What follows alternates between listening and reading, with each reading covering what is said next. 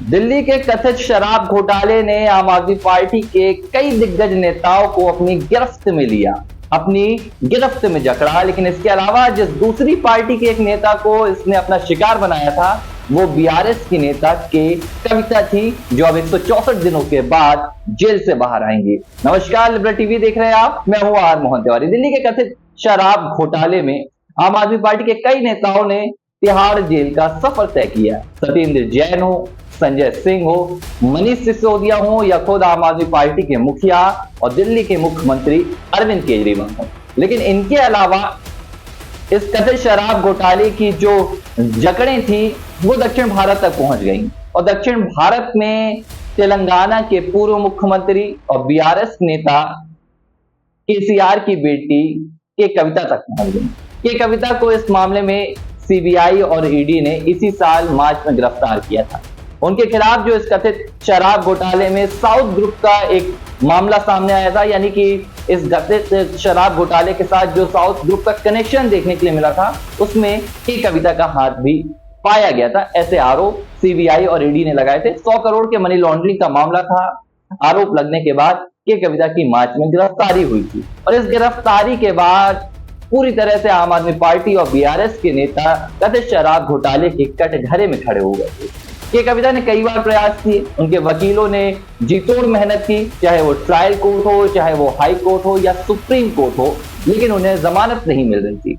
लेकिन अब मनीष सिसोदिया की जमानत के बाद इस कथित शराब घोटाले में के कविता को भी सुप्रीम कोर्ट ने जमानत दे दी है।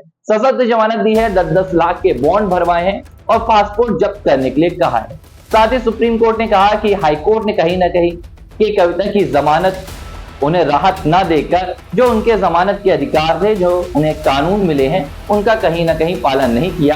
सुप्रीम कोर्ट ने ये टिप्पणी भी की है। हालांकि सुप्रीम कोर्ट ने यह भी कहा कि के कविता पढ़ी लिखी हुई हैं, के कविता विधायक हैं या सांसद हैं, लेकिन इसके चलते जो पीएमएलए एक्ट होता है उसके प्रावधानों से उन्हें वंचित नहीं किया जा सकता, उसके लाभ से उन्हें वंचित नहीं किया जा सकता है। तो पूरा जो मामला है कथित शराब घोटाले से जुड़ा हुआ है। आम आदमी पार्टी के तमाम नेता इस घोटाले में जेल का सफर तय कर चुके हैं और के कविता बीआरएस की वो एक नेता है जिन्होंने इस मामले में जेल का सफर तय किया है।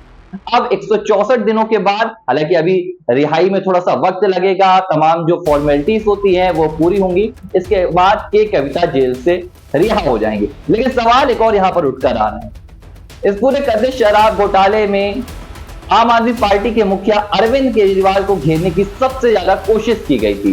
जब सत्येंद्र जैन जेल में थे, जब संजय सिंह जेल में थे, मनीष सिसोदिया जेल में थे, कि कविता जेल में थी, तब अरविंद केजरीवाल बाहर थे।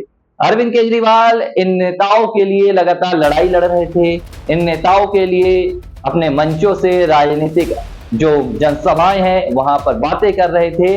लेकिन जब तमाम नेता धीरे धीरे बाहर आ गए तो अरविंद केजरीवाल जेल में हैं और अब सवाल उठ रहा है कि आखिर अरविंद केजरीवाल की कब रिहाई होगी। के कविता को भी जमानत मिल गई, मनीष सिसोदिया को भी जमानत मिल गई, लेकिन अरविंद केजरीवाल को ईडी के मामले में जमानत मिल चुकी है, सीबीआई के मामले में लटके हुए हैं और अब जो रिहाई का इंतजार है वो लंबा होता जा रहा है। अब अरविंद केजरीवाल ने कई तथ्य रखे।